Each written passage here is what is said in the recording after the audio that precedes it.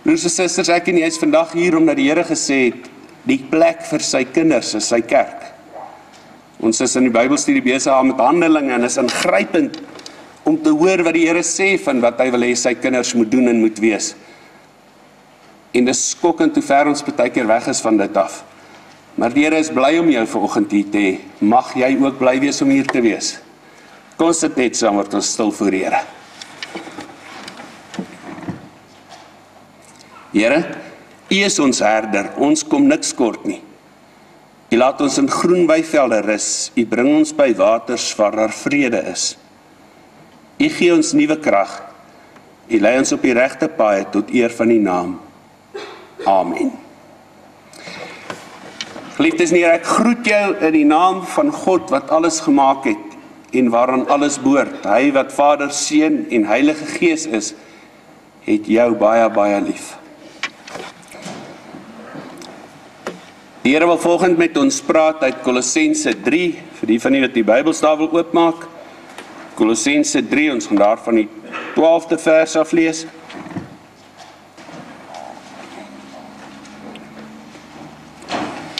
Terwyl ons dan nou blaai na Kolossense 3 toe, kom ons onthou gou wat gebeur in Kolossense. Hierdie brief is geskryf aan die gemeente in Kolosse. Paulus skryf hierdie brief en dan sê hy, die groot rede hoekom hy hierdie brief wil skryf is sodat die wêreld, nie net die gemeente in Kolosse nie, moet weet dat Christus is die opperbevelhebber van die geloof. Hy sê Christus is dit waaroor dit gaan. Christus is die een wat beheer het. En dan is hierdie boek geskryf uit die hoek uit waar Paulus, of die Here dan deur Paulus vir die wêreld wil sê, jou geluk, die sin van jou lewe lê daarin dat jy vra, Here, wat wil U hê? Here, hoe wil U dit hê? Kom ons onthou dit wanneer ons lees. Voordat ons dan lees, dit is so maklik om die woord van die Here sommer net kwyt te raak.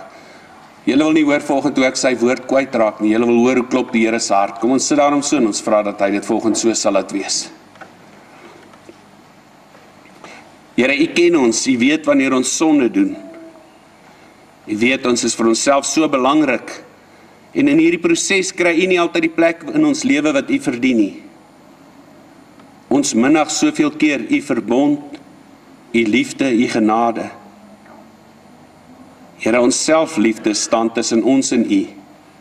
Daarom is ons gebed volgend, neem dit weg en vergewe ons. Ons neem nou ons toevlug tot Jesus Christus, ons enigste verlosser en saligmaker. Daarom vra ons, Vader, vergewe ons in sy naam. En Here, as ons dan hierdie vergifnis by U gekry het, kom help ons om weer op nie die eerste tree op hierdie toekomspad te gee, hierdie pad wat hier en nou begin.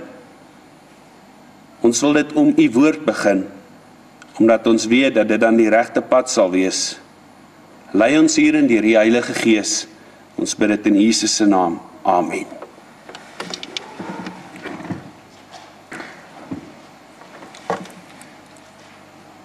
Kom ons luister wat die Here vir ons wil sê uit Kolossense 3, ons lees dan van die 12de vers af. Julle, en Paulus praat hier met die gemeente, julle is die uitverkore volk van God wat hy baie lief het. Daarom, omdat God julle lief het en julle uitgekies het, moet julle meelewend, goedgesind, nederig, sagmoedig en verdraagsaam wees. Wees geduldig met mekaar en vergewe mekaar as die een iets teen die ander het. Soos die Here julle vergewe het, moet julle mekaar ook vergewe. Bo dit alles moet julle mekaar lief hê. Dit is die band wat julle tot volmaakte eenheid saambind. En die vrede wat Christus gee, moet in julle lewens die deurslag gee. God het julle immers geroep om as lede van een liggaam in vrede met mekaar te lewe. Wees altyd dankbaar. Die boodskap van Christus moet in sy volle rykdom in julle bly. Leer en onderrig mekaar met alle wysheid. Met dankbaarheid in julle harte moet julle psalms, lofsange en ander geestelike liedere tot eer van God sing. En wat julle ook al sê of doen, sê en doen dit alles in die naam van die Here Jesus en dank God die Vader deur hom. Ek wil eers myself net hier onderbreek. Hierdie gedeelte kom Paulus en dan skryf hy sê vir die gemeente, hy sê, julle is wat God wil hê julle moet wees. Maar nou moet julle aanhou om dit te wees. God kies julle uit en dan sê hy, die enigste manier hoe dit kan gebeur is dat 'n Christus se boodskap in sy volle rykdom in julle moet bly. Met ander woorde, hy sê die volledige evangelie moet ons lei. Christus is die een wat voorloop. Hy verwag van ons om agterna te kom. En dan vat hy sy oë weg van die gemeente af en dan kyk hy na die gesin. En dan sê hy die volgende hier van vers 18 af: Vrouens, wees aan julle mans onderdanig soos dit pas by mense wat in die Here glo. Mans, julle moet julle vrouens lief hê. Moenie die lewe vir hulle bitter maak nie. Kinders, wees in alles aan julle ouers gehoorsaam, want die Here verlang dit van kinders wat in hom glo. Vaders, moenie gedurig by julle kinders fout soek, dat hulle moedeloos word nie. Slawe, wees in alles gehoorsaam aan julle eienaars hier op aarde. Moenie net werk om deur hulle raak gesien te word en so in mense se guns te kom nie, maar werk met 'n opregte hart uit eerbied vir die Here. Wat julle ook al doen, doen dit van harte soos vir die Here en nie vir mense nie, omdat julle weet dat julle van die Here as beloning sal kry wat hy beloof het. Christus is die Here in wie se diens julle staan. Wie onreg doen, sal gestraf word oor die onreg wat hy gedoen het. Die Here trek niemand voor nie. Ons lees tot sover. Ek dink in my stoei met die Here om te sê, Here, wat wil u vir hierdie gemeente sê, is ek sekerlik beïnvloed deur verlede week se Moedersdag preek, dit wat die Here met my uitgemaak het rondom Moedersdag, en toe kom ek op hierdie punt waar ek sê, Here, maar u weet, as ons in die kerk sit, dan word ons, of kom ons uit Christelike huise uit. Here, u weet, ons het in Christelike huise groot geword, en ons vertel dit ook gedurig vir mekaar. Ons sê so maklik vir ander mense, dat ons kom uit 'n Christelike huis uit, en my kinders word in 'n Christelike huis groot, en dan wonder ek of ons regtig weet wat dit beteken, of wat bedoel ons wanneer ons dit sê. Is 'n Christelike huis 'n huis waarin die naam van al die inwoners op die kerk se boeke staan? Maak dit ons Christene? Stellig nie, sou Paulus gesê het. Is 'n Christenhuis 'n huis waarvan al die mense wat in hierdie huis bly Sondag kerk toe gaan? Is 'n Christenhuis 'n huis waarin al die lede van hierdie huis een of ander tyd tot bekering gekom het? Of is dit dalk 'n huis waar geloof in stand gehou word en 'n plig is wat nagekom word en die pa kwaai genoeg is om almal aan te jag na waar ook al daar geestelike sake bedryf word? Of is dit dalk 'n huis waarin die pa, omdat hy lekker kwaai is en mos darm 'n Christen is, sekere morele beperkings op die kinders plaas, en nou sê ons dis 'n Christenhuis. Sien, die woord Christelik in die vraag, hoe lyk 'n Christelike huis, het nie te doen met waar jy jou kruisie trek op die sensusvorm en sê, maar ek behoort aan hierdie groepering van mense wat geestelike sake bedryf nie. Die vraag, as ek vra, hoe lyk 'n Christelike huis, is eintlik, hoe lyk 'n huis waarin die gesinslewe, deur dit wat jy met jou hele hart glo, gedoen word op 'n manier wat jy onderskei van die res van die wêreld. 'n Christelike huis kan nie een van hierdie goed wees wat ek hierbo gelys het nie. 'n Christelike huis kan nie 'n plek wees waar ons doodgewoon kerk speel nie. Nou goed, ja, dan is die volgende vraag sekerlik, maar hoe definieer ons dan 'n Christelike huis? Nou, Olin T. Binkley het op 'n stadium gesê, 'n Christelike huis is 'n huis wat 3 karaktertrekke het. Hy sê, 'n Christelike huis is 'n huis waar Christus geken, vertrou en gehoorsaam word. Belangrik, geken, vertrou en gehoorsaam word. Dit help nie ons ken hom, maar ons vertrou hom nie en ons het nie 'n saak met wat hy sê nie. Dit help nie ons ken hom en ons vertrou en ons weet hy gaan vir ons goed wees en ons bid vir liewe Jesus val as dit ons nodig het, maar ons gehoorsaam hom nie. Met ander woorde, as ons dan sê dit is 'n plek waar hy geken, vertrou en gehoorsaam moet word, dan sê ons daarmee, broers en susters, dat dit 'n huis is waar Jesus Christus leef as redder, as Here, as vriend, as leermeester.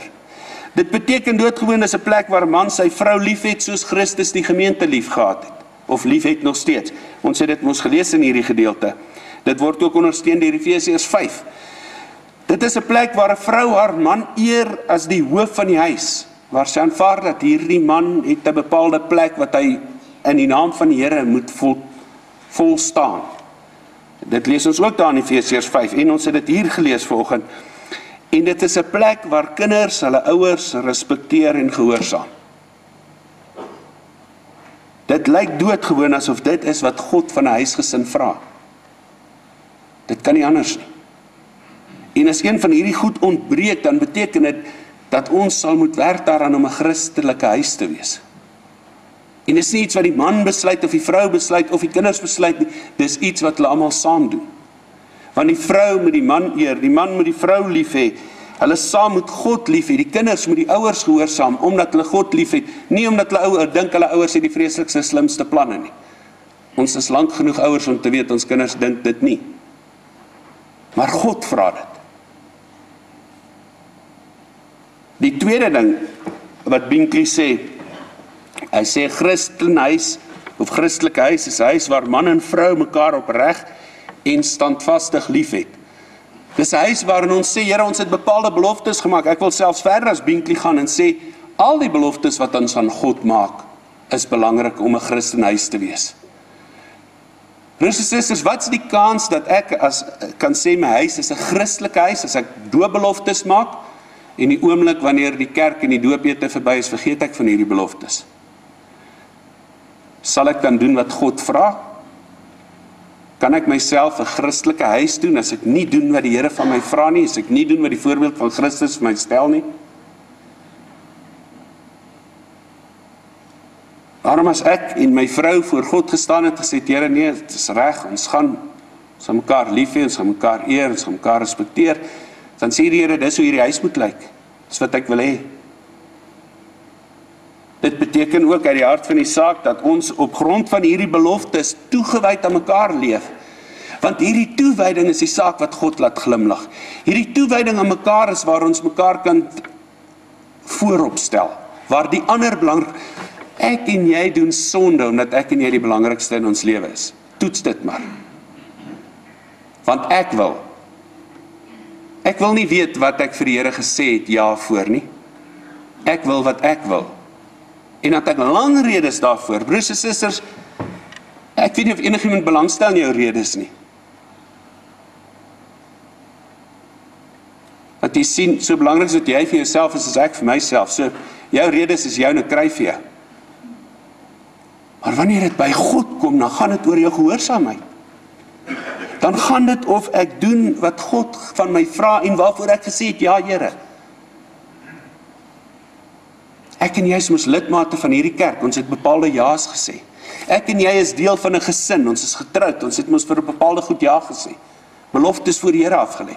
Ons het mos kinders, ons het hierdie kinders na die Here toe gebring, gesê Here, hier is hierdie kind en die Here het sê ja, maar ek verwag van jou dit, dat en die volgende en ons het ja gesê. Van ons wat hier sit is kerkraadslede, ons het vir die Here ja gesê.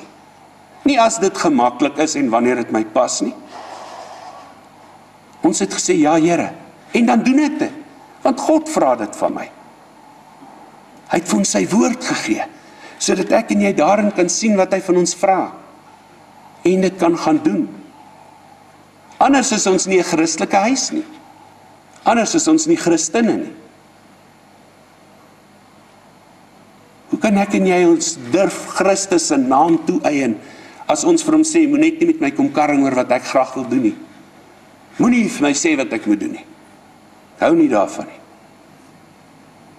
Maar ek sal die naam vat, en ek sal u op die beloftes hou. Ek sal aan mekaar terugkom na u toe, ek sal selfs tot u bid, Here, om vir u te sê wat u moet onthou, u het beloof. Maar moenie met my karring oor wat ek moet doen nie. 'n Christelike huis, broers en susters, is 'n huis waarin ons doen wat God van ons gevra het. En waarvoor ons dan gesê het, ja Here, die derde een, is 'n Christelike huis, is 'n huis waarin daar 'n kreatiewe verhouding tussen ouers en kinders is. Nou weet ek, die kinders is gewoonlik meer kreatief as die ouers in my huis. Wat bedoel ons, wat bedoel ek dan hiermee, wat bedoel Binkley hiermee, waarmee ek dan nou saamstem? Dit gaan oor hierdie verhouding wat kreatief is, in die sin van dat daar iets gemaak moet word binne hierdie verhouding. Jy sien, as ek en jy in 'n Christenhuis leef, dan is daar verhoudings in hierdie huis, waarin elkeen van ons die res moet help om hulle beste self te kan wees. Onthou julle wat het gebeur toe God gesê het, wag Adam, hierdie alleen wees van jou is 'n lossigheid, hier kom moeilikheid. Toe sê die Here, ek gaan vir jou iemand maak, sodat dit beter kan wees, want dit is nie goed dat jy alleen is nie. Ek maak vir jou 'n hulp wat jou kan help, sodat dit beter is. Dis die hart van verhoudings. Dis die hart van verhoudings soos wat God dit sien, dat in hierdie verhouding moet ons mekaar help om dit beter te maak. In hierdie verhouding kan ek en jy mekaar help om te wees wat God wil hê ons moet wees. Dis die waarde van godsdiens. Dis die waarde van 'n verhouding met God, want vanuit my verhouding met God, kom my verhouding met my vrou. Vanuit haar verhouding met God, kom haar verhouding met my, want God gee riglyne daarvoor. Vanuit ons verhouding met God, kom ons verhouding met ons kinders, want die Here sê baie duidelik, kinders wees gehoorsaam. Hy sê, vaders moenie julle kinders moedeloos maak nie. Waarmee hy bedoel is, moenie, die kinders moet dalk hulle ore toedruk, as ek dit sê. Nou hoor hulle iets wat hulle ouers nie wou gehad het, hulle moet weet nie. Moenie vir jou kinders sê, dis so omdat ek so sê nie. Dis die simpelste rede wat daar is. My pa het dit altyd gedoen en ek kritiseer hom nie. Sy pa het dit gedoen en het gedink is reg. Dis 'n ou tros rede om te sê omdat ek so sê. Wie's ek? Maar omdat God so sê. Dis waaroor ons lewe. Dis waaroor dit gaan, is dit nie? En dan vanuit hierdie verhouding met God kan ons na mekaar kyk en sê, nou kan ons almal die beste wees wat ons moet wees.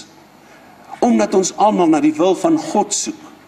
Omdat ons almal sê, ek het my eie opinies en ek mag dit ook hê. Maar ek streef daarna om God se wil te doen en daarom kan ons by mekaar kom. Daarom kan ons almal saam wees wat ons moet wees. Ouers wat God wil bly maak, moet God gehoorsaam en moet hulle kinders begelei op 'n lewenspad wat hulle kinders by God kan uitbring. Kinders wat God wil bly maak, moet doodgewoon hulle ouers respekteer en gehoorsaam, want God vra dit. Dis hoe dit is. Dis hoe die woord van God dit sê. En ek weet dat ons kan baie ja maars hierby sit. As dit jou bly maak, doen dit. Dit gaan net niks verander aan wat God vra nie. En daarom kan ons net hierby uitkom, broers en susters, as ons sê, wat vra die Here? Ek wil net nou iets sê oor die generasiegaping, maar ons sal onsself kans gee vir dit. Ons kan net by al hierdie punte uitkom as ons vir die Here kan sê, Here, maar U wil is die belangrikste. Want wat is nou regtig reg? Dit wat in 1960 reg was, of dit wat in die jaar 2000 reg was, dit is ook alweer oudtyds, of dit wat in die jaar 2012 reg is. Of dit wat God nog altyd gesê het. Ons almal word beïnvloed deur ons opinies, deur ons wêreld, deur ons omgewing, deur die nuutste mode, deur die grandste brands. En dit verander van tyd tot tyd, maar God verander nie. En daarom is die antwoord in Christen huiswees, is om by 'n punt te kom waar ons kan sê, Here, maar ons wil wees wat U wil hê ons moet wees. Kom ons doen nie generasiegaping ding. Ek dink kinders is laf, kinders dink ek's oudtyds. Ek dink party ander mense is heeltemal mal, hulle dink ek gelukkig ook. So, nou is ons almal op dieselfde bladsy, min of meer. Hoe kom ons by mekaar uit? Daar's maar een manier, nis te sê, Here, wat wil U hê?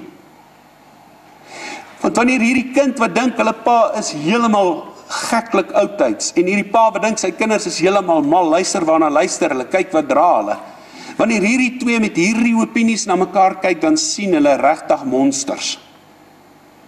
Maar wanneer hierdie kind na God kyk en sê, Here, wat wil U van my lewe hê? En die Here sê, ek verwag respek en gehoorsaamheid aan jou pa en jou ma, dan begin hierdie kind na God se kant toe loop. Wanneer hierdie pa sê, Here, maar wat verwag U van my? Dan sê hy, moenie jou kinders moedeloos maak nie. Leer hulle van my, leer hulle van liefde. En hy begin na God se kant toe loop. En raai wat, ons is al nader aan mekaar. Maar wanneer ons hier onder staan, ons kyk na mekaar, dan loop ons weg van mekaar af. Wanneer ons na God toe loop, kom ons nader aan mekaar. Dit kan nie anders nie. Dis die enigste manier waarop ons die krisisse van hierdie wêreld kan oplos, is deur te sê, Here, maar wat sê U? Want anders is dit ek teen jou, jy teen my, ons teen mekaar. En iewers sit die duiwel in giggel oor dit alles. Want hy lyk dit kwaai. In 'n Christenhuis streef ons daarna om God se wil in ons lewe te doen. In 'n Christenhuis is die een en belangrikste vraag, Here, wat wil U hê? En dan beweeg ons nader aan God en daarom nader aan mekaar. Omdat ons by 'n punt kom om te sê, Here, wat wil U hê? Goed, ons het dan nou ons definisie, ons sê, Here, dit lyk vir ons asof 'n Christenhuis doodgewone huis is, waarin U God is en ons gehoorsaam is. Dit vat min of meer hierdie punte saam, sou ek sê. 'n Huis waarin ons sê, Here, U is die hoof van die huis. Ons gee die huis vir U. Nou is die vraag dan, maar hoe maak ons huis meer Christelik? Is reg? Deur te sê, Here, vat dit alles vir U, en dan gaan sit ons op die bank voor die TV en ons kyk wat ons ook al wil kyk. En dit op sigself is baie keer moeilik, klink dit vir my. Kom ons kyk wat sê die woord van die Here, om hierdie kreatiewe God verblydende, want ons wil God mos bly maak, en gees geïnspireerde lewe te kan leef, lyk dit vir ons 3 gawes nodig het. 3 gawes nodig het. 'n Gawe man, 'n gawe vrou en gawe kinders. Ek ook, dis nie die 3 gawes nie, dis ander 3 gawes. Die 3 gawes wat ons nodig het, is die gawe van geloof. Ons kan dit nie doen sonder geloof nie. Geloof is 'n gawe, dis 'n geskenk van God, dat 'n mens in hierdie wêreld, waar ons almal eintlik ons eie baas wil wees, kan sê, Here, maar U is die een. Dis 'n geskenk van God. Maar hierdie geloof waarvan ek praat, is geloof in God. Ons moet in God glo.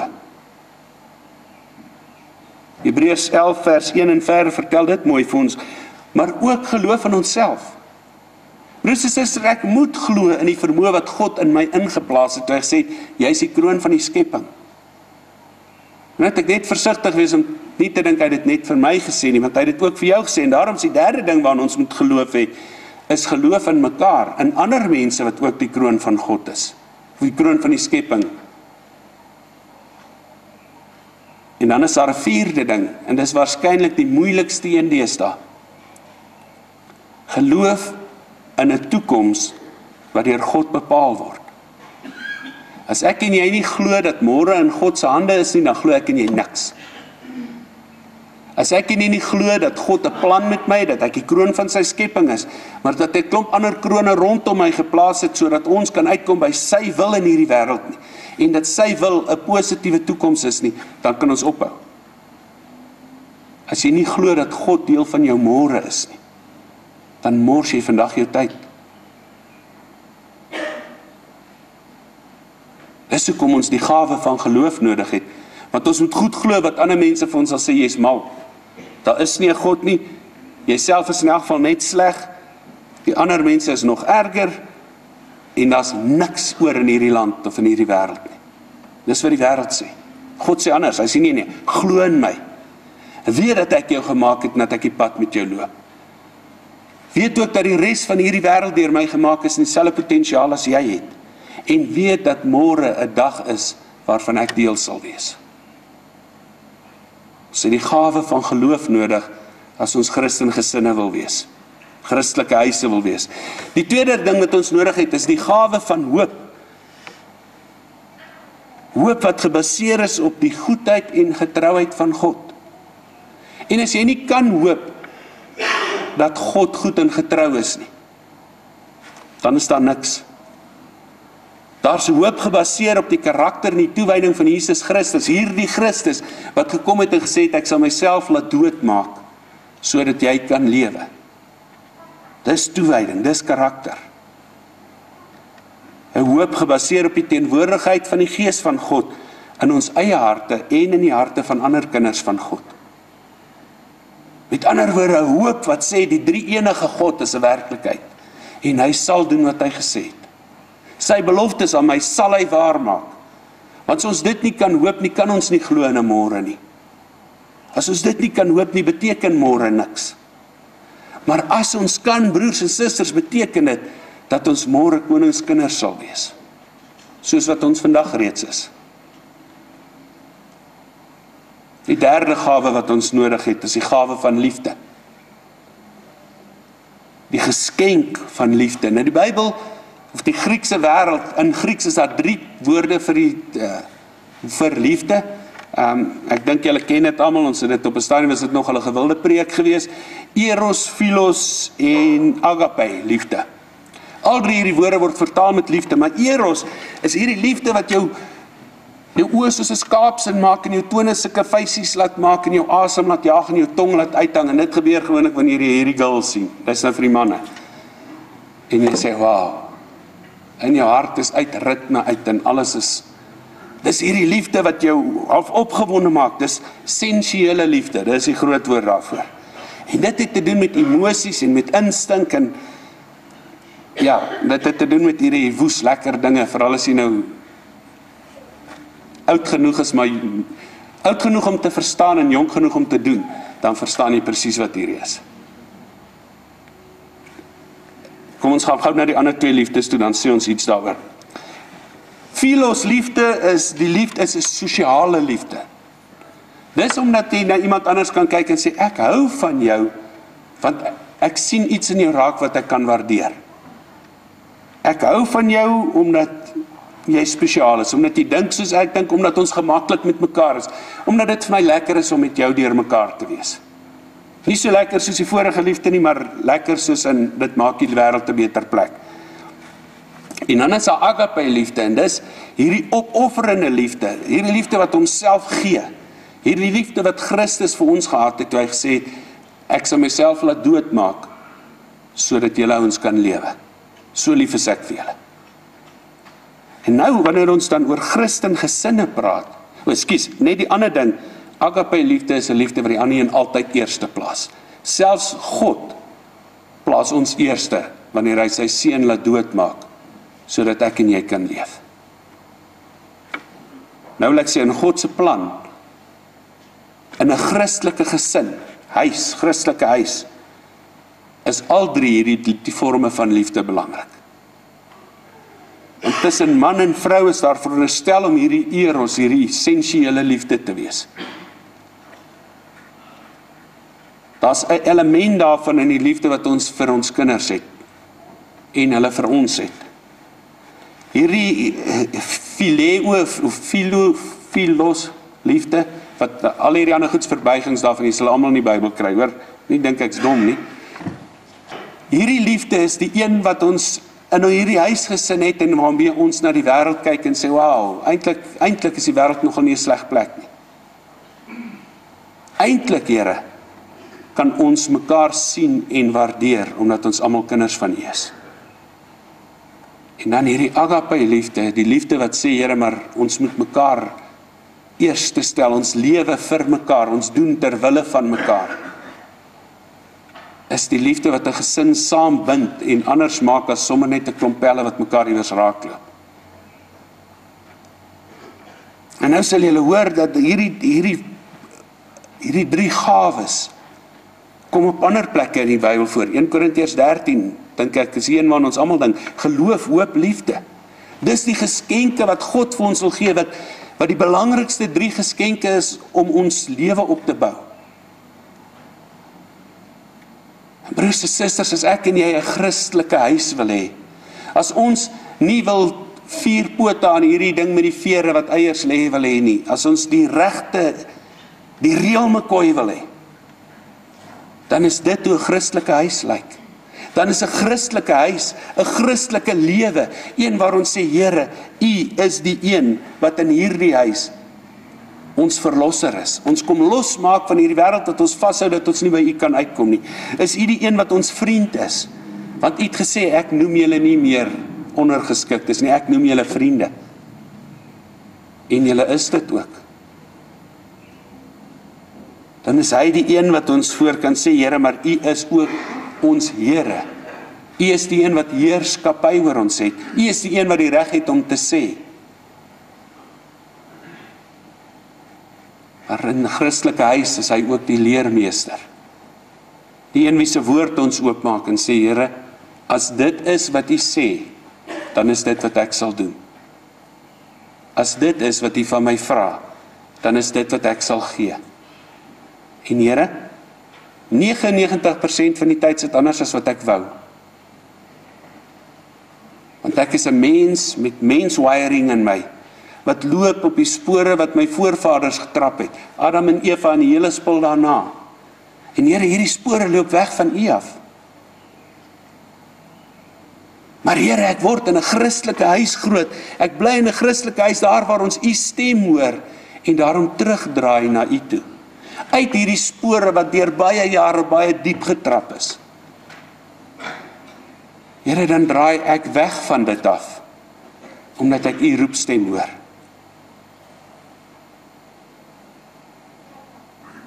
Here, die stemme van die wêreld roep my huis om anders as 'n Christelike huis te wees. Maar deur die gawe van geloof, hoop en liefde, gaan my ore so oop dat ek U roepstem hoor. En Here, omdat ek U roepstem hoor, kan ek op die regte plek uitkom. Daar's by my geen twyfel dat God wil hê dat jou huis 'n Christelike huis moet wees nie. Dit weet ek, want sy woord sê dit. En God lieg nooit. Ek weet dat die gawe van geloof, hoop en liefde tot jou beskikking is, want God gee dit vir jou. Christus het dit vir jou verdien.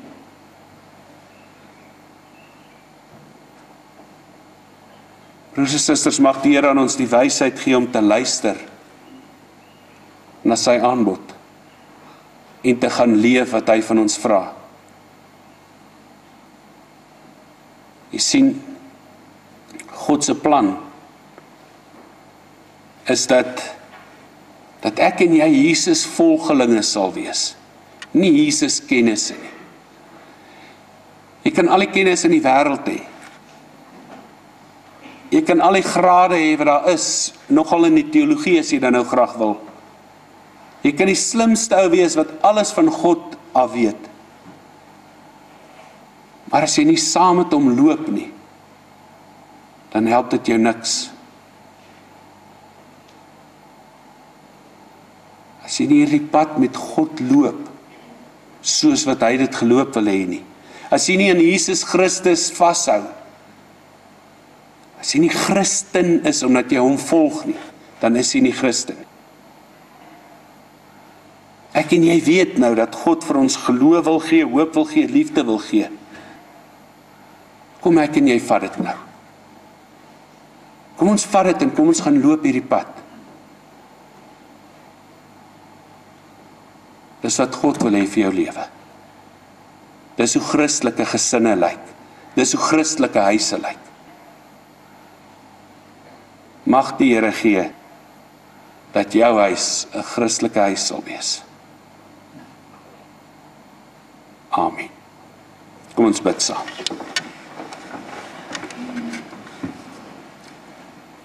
Hemelse Vader, God van Abraham, Isak en Jakob, leer ons liefde vir ons gesinne en ons huise.